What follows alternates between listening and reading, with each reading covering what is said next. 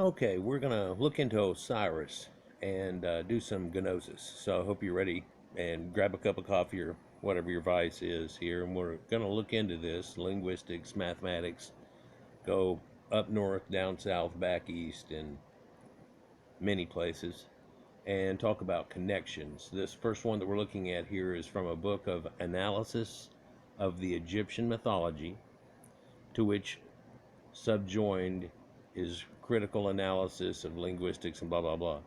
And it really helped whenever we got this was in the 1800s by James Crawles Pritchard, and it really helped. Most of this is that I'm going to show you today is from people that were studying this whenever it first came out, believe it or not. So it's a ancient gnosis, but not so ancient to us, of a refinding out things, and was really helped by the Rosetta Stone. So in linguistics wise, he finds that there are connections to different ones, and they tried to find different things that are like loan words and such, and then where words came from, and they found out over a short period of time that a lot of this is Greek. The name Egypt, and Egypt was supposed to, Egyptus is a brother deity of the Greeks that they've got going on. In fact, Nilus is a water god, so the Nile is a Greek water god in connections. In fact, if you've been watching my videos, I show you how the Greek gods aren't from some little hill that they had that was Olympus or anything. The gods of Olympus were the gods of the world, the known world. And quite often they encompass other people's gods, but also I've made the connections that show you that they were basically the same people. But when we look at linguistics like this, you find things as he did here, and he only gives two examples here, where we see Ashiri means much operating. This answers to a sense assigned by Plutarch, he finds, and this is the Greek right there in it, and it means power, energetic, and beneficent. And this is Ashiri.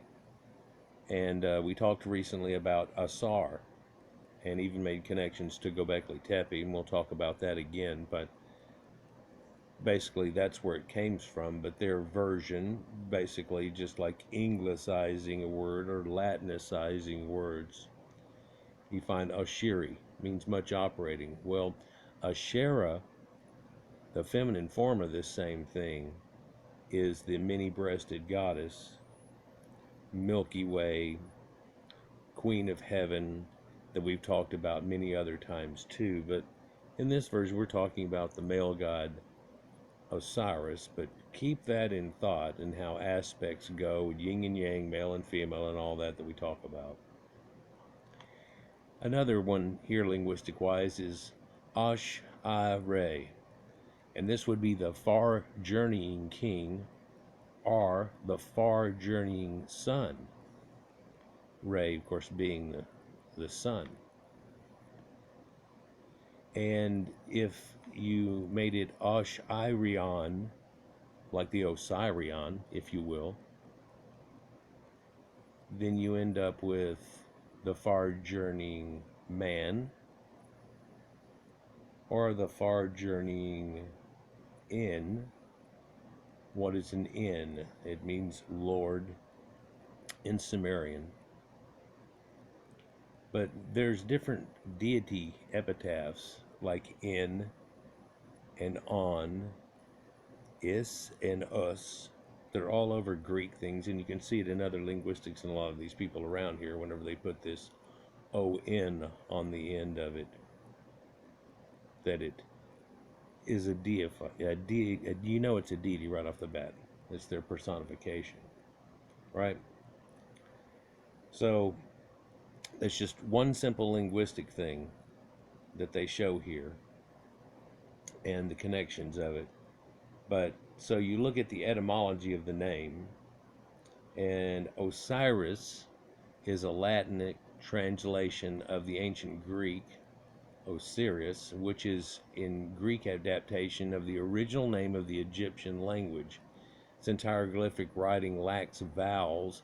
Egyptologists have vocalized the name in various ways, such as Ausar, Ausar with a U in it, Ausir, Ausar, Usar, or Ausar, and sire is in that quite often, and we can't get out of it, and that's because of Proto-Indo-European linguistics. And the idea of a sire is the bull. And quite often, if you were to compare this to cattle, which also connects it to these people, and all these Proto-Indo-European people that brought cattle and things and stuff and domestication of animals, the early Caucasians, what you might call Proto-Arians, depending on which time you're talking about, Arians, would have been a bull god connection going with sire, but sire itself would be, if you had a bunch of bulls out there, the king bull. The rest of them, if you have a few, are probably steers. They might be slowly but surely going to end up being chow, but at the same time, you keep a sire, and so basically, he's got a whole bunch of heifers out here, but the sire is the king bull, and he's the father of all these little ones that are here, right? It's a way of thinking of that, but you get Ausar and Ausir out of that. So there's various forms you get off this, and of course there's that W at first that we get with King Eunice and King Winus, but that's just linguistics and variations of vowelature that keeps changing. Now Osiris is Ausar in the ancient language, and Osiris, who is Ausar, is connected to linguistics that can sound exactly the same through phonetics, like Phoenicians, but works in a different way as far as letters. And so A is for apple and J is for jacks doesn't work always for, well, hell, J doesn't show up until much, much later, but that's a series of other videos. But Osiris or Asir can be Az, A-Z, A-S, or A-H, Ah. There can be an On in that, as in the Sumerians. We'll make some connections here real quick with a few people around this area of the Fertile Crescent. But Ah, Az, and As are all names of the sun, and they designate it. In fact, sun gods and sun worshipping people seem to have this connection that that is the sun god that has that part to his name. Therefore, there must be an earlier connection from a couple of steps back, right? But then there's AR, R, Osiris, R, or Ari, which meaning fire or sun. And we talk about these Arians and how they were fire worshippers, but designating the fire like the eternal flame, like JFK is buried and has the eternal flame with him. But these ancient Persians have this same concept of an eternal flame. That's where it comes from, and these concepts that keep rolling around. But Ari is Arians, and R doesn't mention it here, but R is the name the ancient Egyptians called the Nile. So you might call them Arians, and Ari being nobility from there, and this sun in sun worship, and a Sar and a Akkad being the sun. So now we start looking at names that don't seem to be Egyptian, and they still have the same connections. For this looks like people that we're looking at as Assyrians and stuff, right? Well, that will make other connections. For Akkad becomes Acadia. So it's funny that all these people have these Heliopolis, if you will, in these city of the sun, and Ashur and Asar and sons. And people think of this, well, no, this is the aspect of this and this, that. Well, we'll make connections to show you that really a lot of them are all connected to the sun. And that's the Son of God. And the cosmos was the real thing, and the feminine and Milky Way thing, and that made the deal that's all of ours. And everybody had this shell that was around it, and because the moon and the sun were mainly the same size and caused the eclipses and what they did, it caused confusion somewhat, and they thought that right at the edge of that snow globe that we all lived in somehow, there whipped around this chariot of the sun, right? And you see that everywhere except for in Egypt. It's a boat, for that's their conveyance on their roads. And in their first part of it, they don't have the chariot or the horses or anything. That also, in a secondary wave, comes from these Proto-Indo-Europeans, as we like to call them now, who had chariots, advanced weapons, and metal. And we'll get into that too. For whenever you look at linguistics of just up in that area, and still, the sun is called Asura.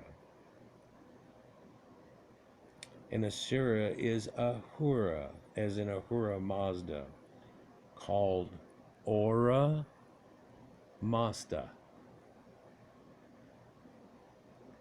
from Or, the fire. The master of fire.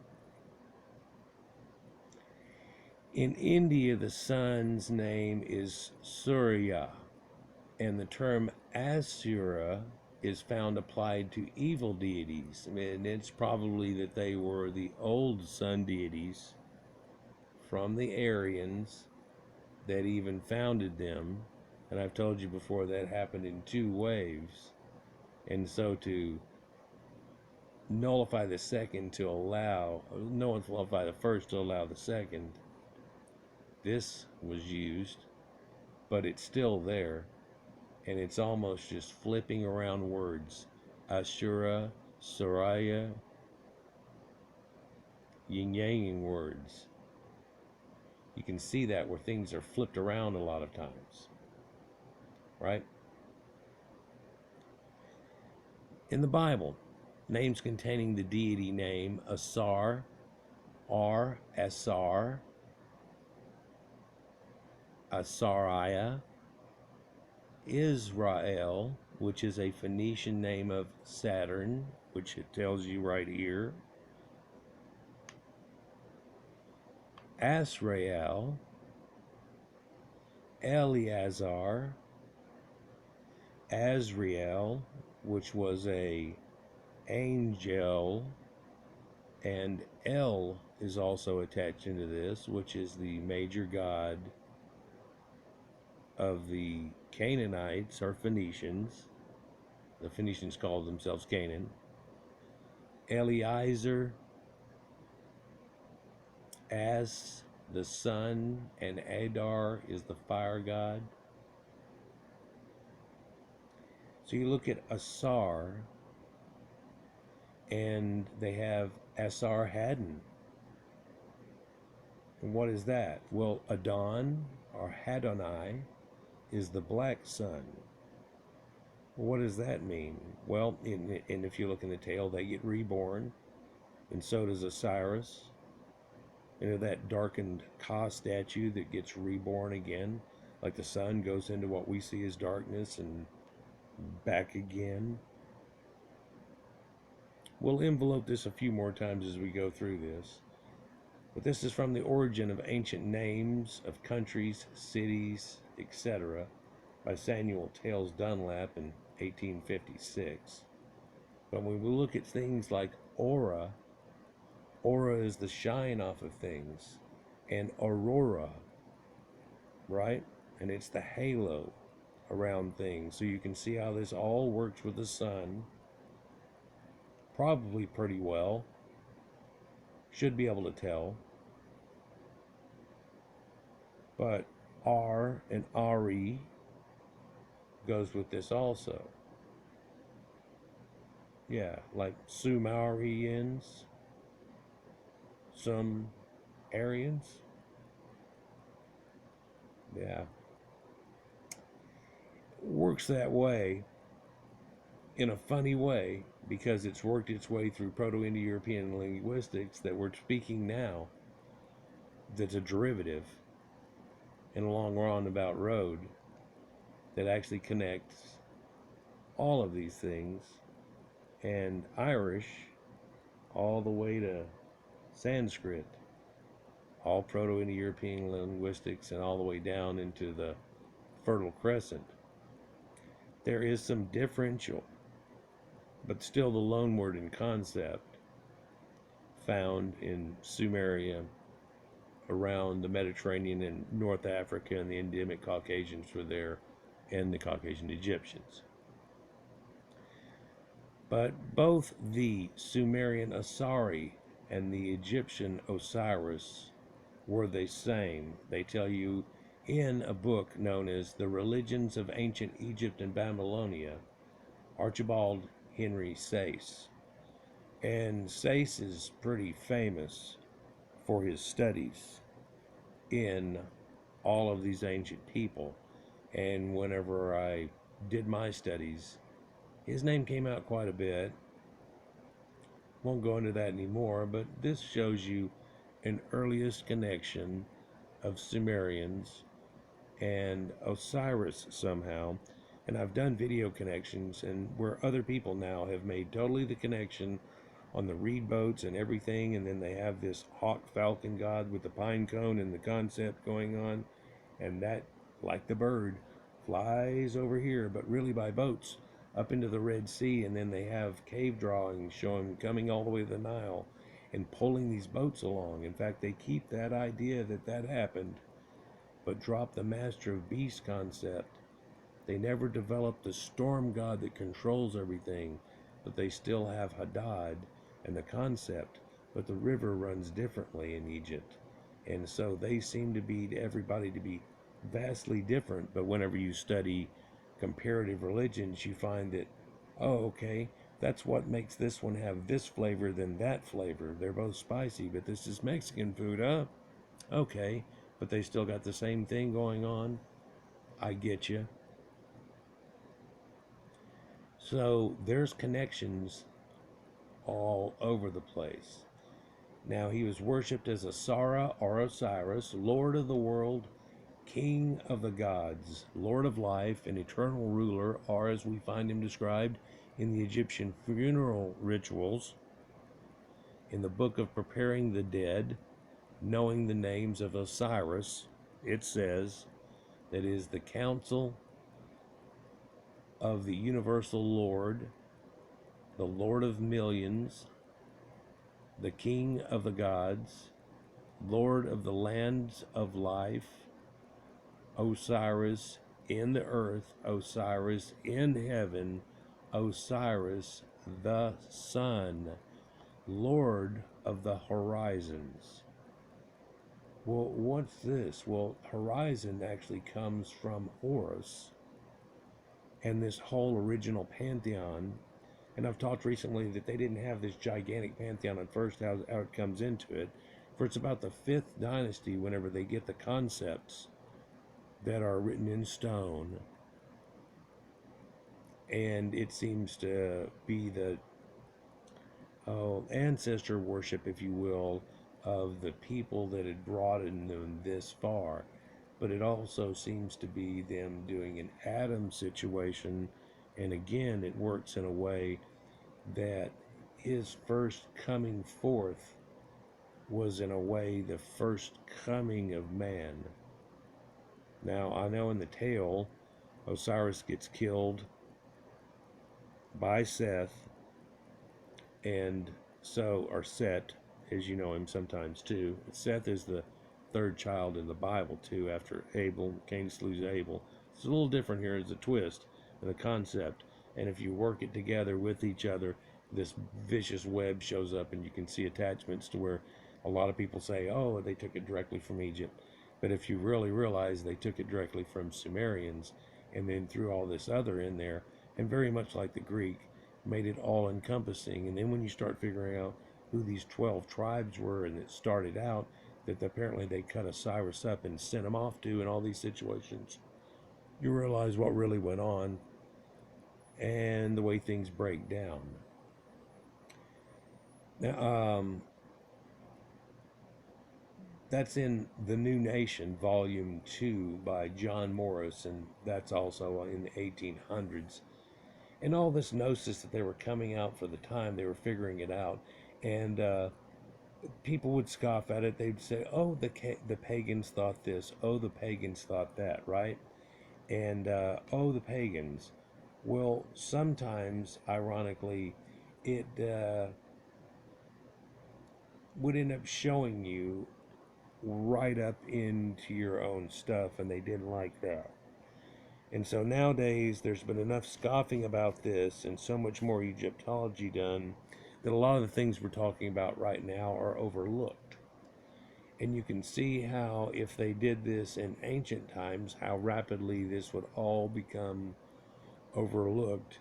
And much later, people would have to dig it up back out of the dirt while crawling through a mist and a fog that you can't see through. But we're lighting up a torch here. Light yours off mine. Let's burn off this fog and see if we can get more gnosis to it. Macrobius himself informs us that Adonis, Attis, Atargatis, Osiris, Horus, and Liber were all equally the sun.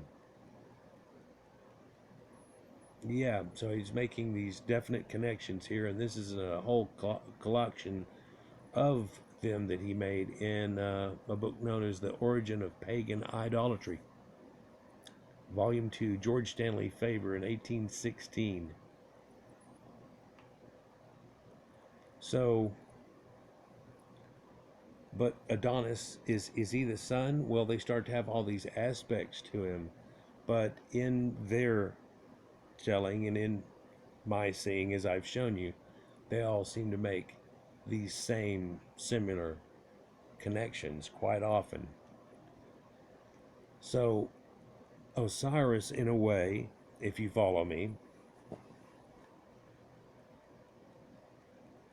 was one and the same divinity with that of Ra, the sun, but is no mere inference of these modern scholars that talk about it now.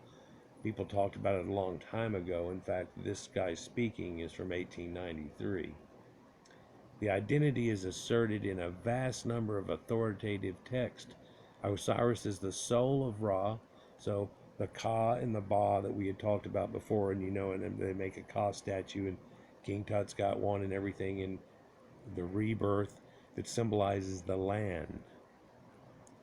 That he and the land are one, and that it gets rebirth in spring, and all these things happen. Well, Egypt didn't work off the spring so much, and spring rains, and therefore the storm god didn't come into importance so much. In fact, they have a late flood that works their crops and fields. In fact, that saved a lot of people because they have a crop at a time whenever other people don't, and it all works together. Yeah, like the good hands people. It's incredible. But so these Ka statues, and so you can see he's painted green, or what turned in the first terms blue a little bit, and oxidized from using copper and things like that in their paints. But he's quite often shown as that, and he's often quite shown as plants growing up at him. Just like if you were a kid and you put beans and some cotton and some water in a jar, like a mason jar, and set it in a window, and boom, it all sprouts up off of him. So he is the land, and in a way he and the land are one. And ironically, that works with King Arthur, and he and the land are one, and that's what he figures out. Is everybody still following me? So Osiris is the soul of Ra, and the Ra the soul of Osiris, and it works in a flip-flop way because he comes from him. For they cut up those 12 and it goes away, but the only thing they can't find is the penis, which has been eaten by a fish. So she makes a golden one and rides it, and then forms Horus out of that. And then there's this Horus the older, or elder, and Horus the younger. The situation that comes out of this, it works in the pantheon, that comes down later in different situations, and by the newer dynasties, it's taken in a different light than it maybe somewhat have been in the first place. But in the first place, it was pretty much the whole pantheon and what there was. And by the end, there was all these other aspects going on, and still it was the shining star, no pun intended. So this is all according to Egyptian orthodoxy. So Osiris is the soul of Ra, and Ra the soul of Osiris. As Ra was the most popular personification of the diurnal sun, so was Osiris the most popular personification of the nocturnal sun. And that's kind of important. This is from Transactions of the Society of Biblical Archaeology, Volume 9, Society of Biblical Archaeology of London, 1893. But what's the nocturnal sun? Well, there's two different things going on. Because you can't see it, you have to have an aspect of it. And so the king of the stars, which you only see at nighttime, ends up being the one that works with that. And while that changed in most people's theogony and turned into a storm god, which would be Jupiter, right? Which is Zeus, which is also Baal Hadad. And now we get with this Hadad Adon concept of a storm god taking over. And just recently here, but God, it's been right about Christmas time now since then, I did a series of storm gods and showed you storm god connections. Now they have the same symbol and it all works together. In fact, the aspects seem to be just variations on a theme of that same song we've all heard. I'm listening to it and it sounds a little weird, but it's because it's going dun dun dun dun dun, and after a little while it changes. You go, that's Stairway to Heaven. Oh my God, they're doing Stairway to Heaven in elevator music now. Yeah, that was a revelation for me when I was a kid. Imagine how this all works, that somehow we're all like children of the sun, and that these people felt they had all come from them and they are children of the sun. But also in all these other religions we're talking about, including the current one people grasp, it works out to the point that they're all children of the sun. And so by that same appointment,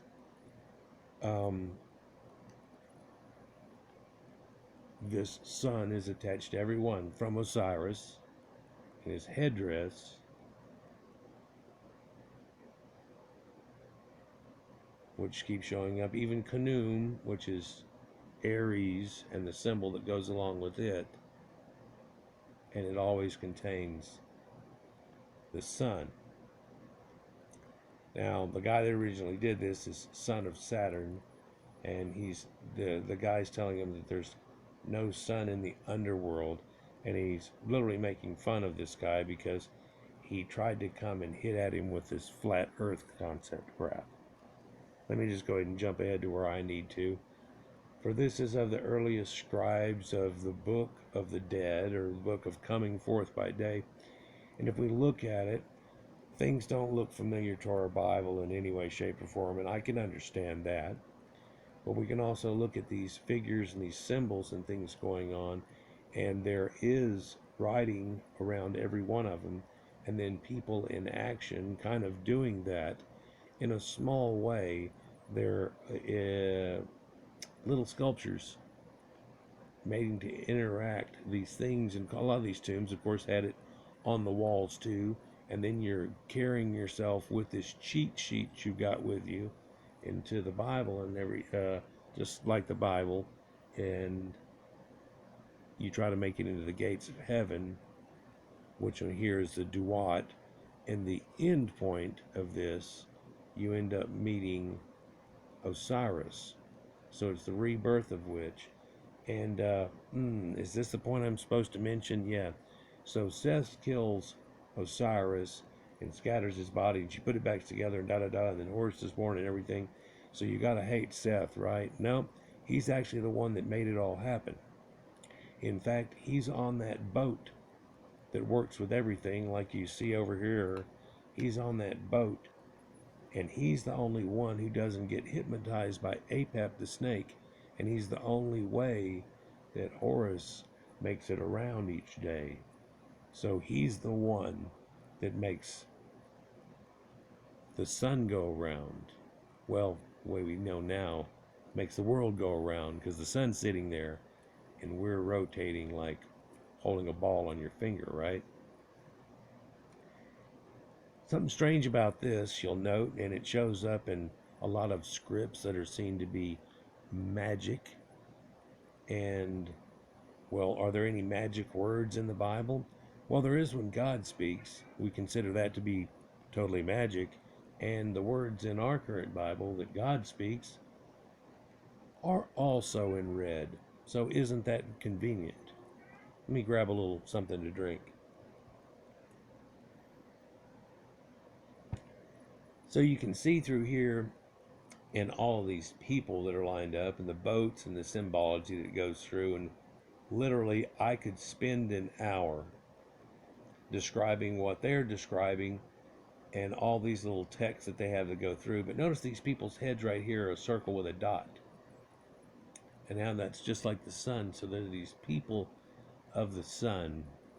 And there's this children of the sun, right? And while this is still foggy and coming in, I'll tell you that whenever I was first studying this and getting some of the knowledge of it, I was a little kid. And all summer long, I was playing baseball, and it was in the All-Stars and everything too. But if I wasn't doing that, we were skateboarding, had our skateboarding ramp.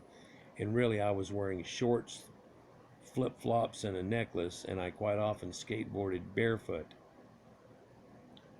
So if we weren't there, we were either at a friend's pool or we were out at the Lake Lavon, and they have beaches there that are man-made. They just threw in a bunch of sand and stuff off of it.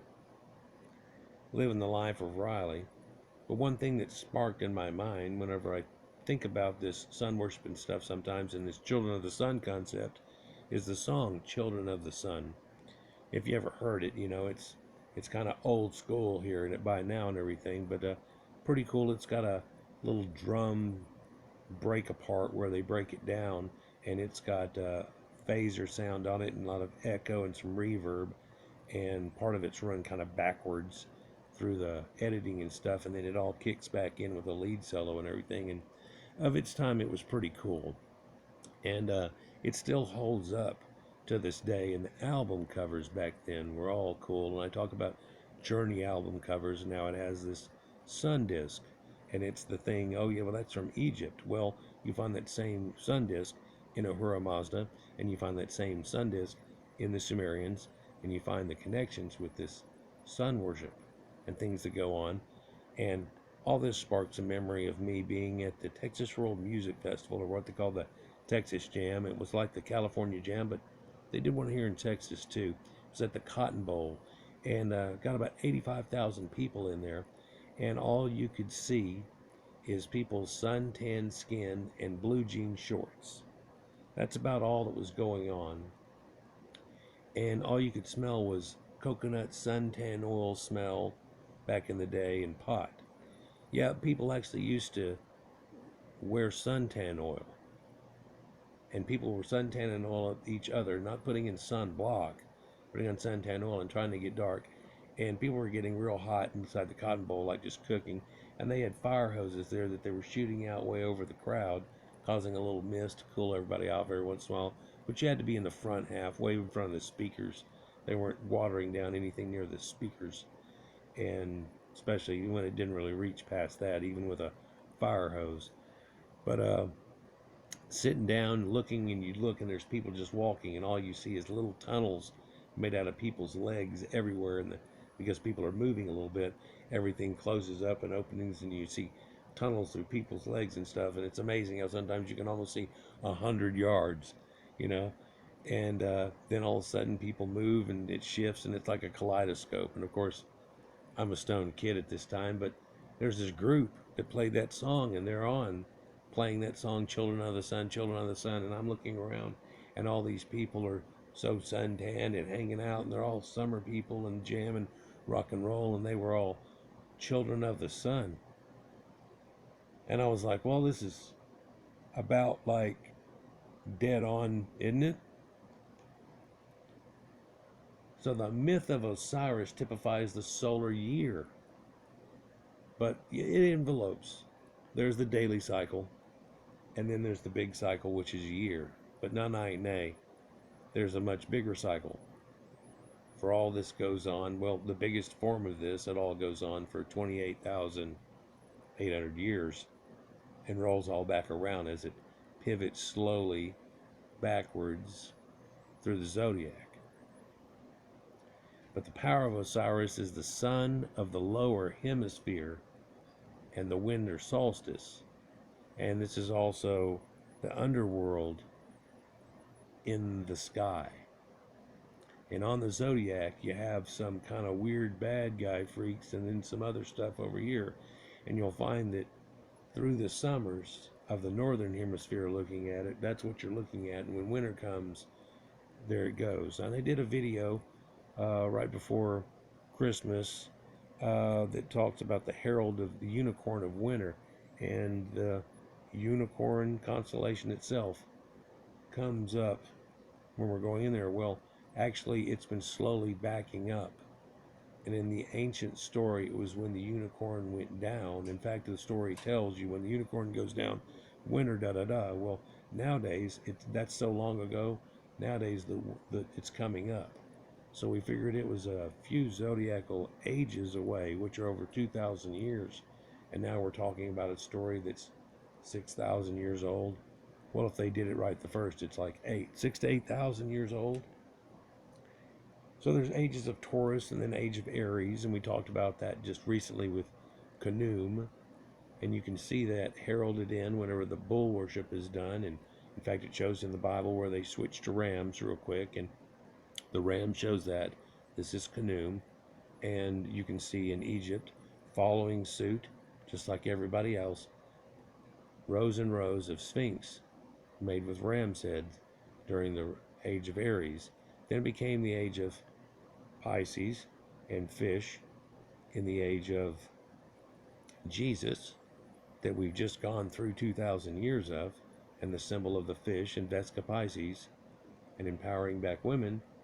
And now we've gone into the age of Aquarius.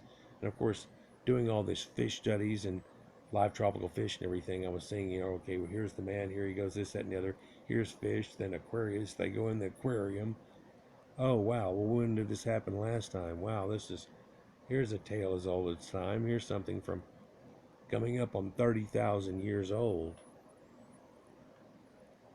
And I can make some revelations about that, Sumerians and Enki and stuff, but let's continue. Now, this is from Serpent Worship and other essays with a chapter on totemism written in 1888 by C. Smilin Wake. Right. And he tells you that it's the solar year too, how everything rolls around. Now, Osiris is the nocturnal sun god, passed through 12 regions corresponding to the 12 hours of night. This is from the American Antiquarian and Oriental Journal, Volume 4. But in that effect, he goes through the 12 hours of night. Well, Horus, there you go, guys. And it is simply the 12 hours of day, then the 12 hours of night. But what is our symbol during the night? Well, it's going on a different clock entirely, going on the celestial clock, and it is signified by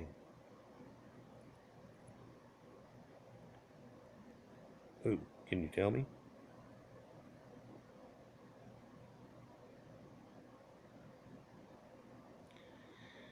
So Saturn, and it has these 12 years cycle that goes around there, Jupiter. And so that's the king of the gods of the nocturnal sun, and it works in the same way.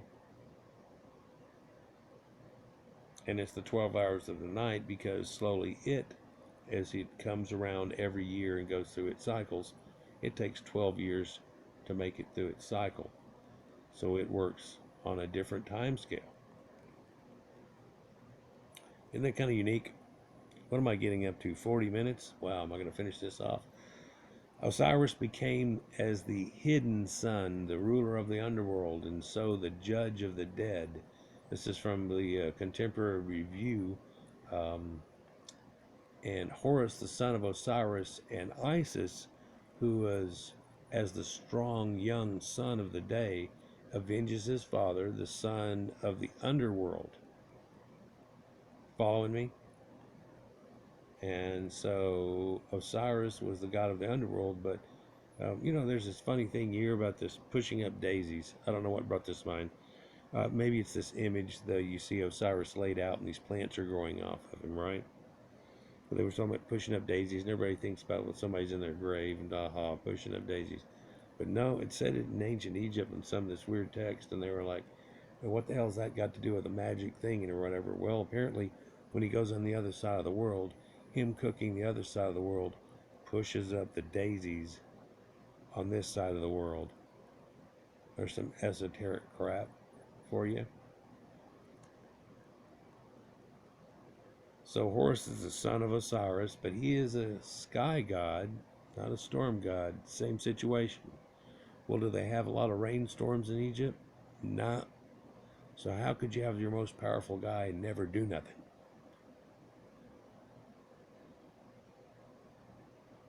Ding. He's the son of Osiris, though, and Isis, who has the strong young son of the day, and he is the sun. So Ra, it keeps going on. Aten of Akhenaten, the heretic, it's still the damn sun god. When you finally get all the way through it, Jesus is the sun god. I'll probably go into a part 2 and talk about that in part 2 if it gets to that. This is in the classic myth in English literature, Charles Millie Gailey in 1893.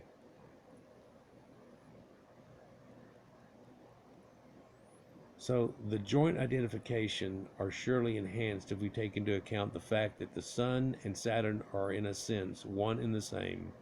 The identification of Saturn as the nocturnal sun prompts some further reflections. An answer may lie in the concept of the alternative sun, the sun not of daytime or the world above, but of nighttime and the world below.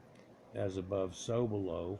With this sun is naturally equated the lord of the underworld, who is both Hades and Pluto, and from the Egyptian mysteries, Osiris, Serapis. And so we can see this reflection happening, but this is also a same idea of hell that we have today. And whenever you take a journey, so we're all going to hell? Well, no, you're going through the underworld. Well, no, I'm going to heaven. Yeah, to make it to heaven, you have to go through the underworld. No, I just bypassed that because of Jesus. Okay. Whatever. This is from Planetary Gods and Planetary Orders by the Mysteries and the Mithrar and R. Beck. But it was in 1988. And that's one of the closest that we have to a current time here. And I'm going to tell you guys, just as it flips, we're going to go to part 2, and it's in your top left-hand corner. So look for it coming up. And we'll go to part 2 in this and continue on. See you there. Peace.